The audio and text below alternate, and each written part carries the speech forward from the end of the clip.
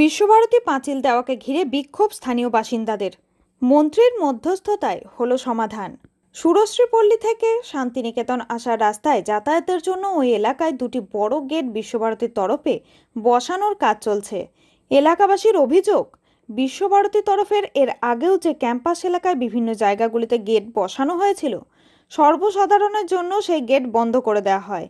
এই আশঙ্কা করে রবিবার সকালে স্থানীয়দের একাংশ গেট বসানোর জায়গায় বিক্ষোভ দেখাতে থাকেন, কারণ বিশ্বভারতী কর্তৃপক্ষ ওখানে পাঁচিল তুলে দিচ্ছেন যাতে আসা যাওয়া করতে কেউ না পারে। ঘটনাস্থলে ছুটে আসেন রাজ্যের কারামন্ত্রী চন্দ্রনাথ সিংহ, স্থানীয় পুর প্রতিনিধিরা, আসেন বিশ্বভারতীর কর্মসচিব বিকাশ মুখোপাধ্যায়। এরপরই মন্ত্রীর মধ্যস্থতায় সেই পথ সর্বক্ষণের জন্য খোলা রাখার আশ্বাস দেয় বিশ্বভারতী কর্তৃপক্ষ।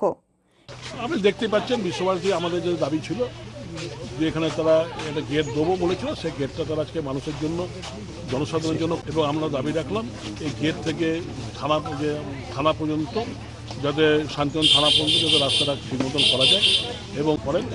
এবং বিশ্বভারতী রেজিস্ট্রার জানালেন যে এই যে এখানে যে তাঁবু দিয়ে ঘেরা আছে যে জায়গা ছাউনিটা, সেই ছাউনিটা পার্মানেন্ট স্ট্রাকচার তারা। কাজী আমিরুল ইসলামের রিপোর্ট, ভয় টিভি, বোলপুর।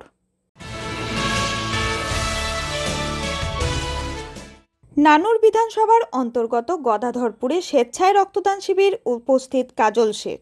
বীরভূম জেলায় শান্তিনিকেতন থানার অন্তর্গত নানুর বিধানসভার গদাধরপুর একটি ছোট্ট গ্রাম, যে গ্রামে 15টি ঘর আছে, 70 জন বসবাস করেন সেখানে। প্রায় 150 জন রক্তদাতা স্বেচ্ছায় রক্তদান করেন। এদিন এই ছোট্ট অনুষ্ঠানে উপস্থিত ছিলেন বীরভূম জেলার সভাধিপতি কাজল শেখ, ওয়েস্ট বেঙ্গল ব্লাড ডোনার সোসাইটির সাধারণ সম্পাদক কবি ঘোষ, বিশিষ্ট সমাজসেবী নুরুল হক, সমাজসেবী মানস ঘোষ, সমাজসেবী খালেক মাস্টার সহ গদাধরপুর সরস্বতী মাতা ক্লাবের সদস্যগণ ও অনন্য বিশিষ্ট ব্যক্তিবর্গ। রক্তদান জীবনদান, এর মতো মহৎ কাজ আর কিছু আছে বলে মনে করি। আর আমি নিজেকে একজন রক্তদান সৈনিক হিসেবে মনে করি।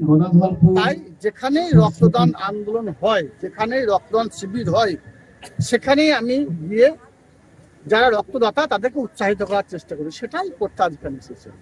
কাজী আমিরুল ইসলামের রিপোর্ট, ভয় টিভি, গদাধরপুর।